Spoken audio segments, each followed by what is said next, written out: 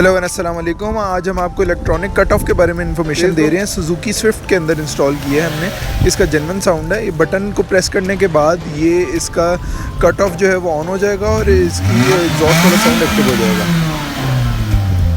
हमारे पास अब इसका वर्जन 2 अवेलेबल है जो वायरलेस होता है और रिमोट के साथ कभी भी ऑन और ऑफ़ किया जा सकता है। बेसिकली ये एक्सटेंशन है आपके जेन्युइन पाइप के साथ। जब आप इसको ऑन करते हैं तो ये इसका एक्सटर्नल पाइप ऑन हो जाता है और एग्जॉस्ट वाला साउंड देता है, और जब ऑफ़ करते हैं तो आपका जेन्युइन पाइप ही काम करता है। मोमो ऑटोमार्ट के साथ मैं हूं सामा वाहिद। अल्लाह हाफिज़।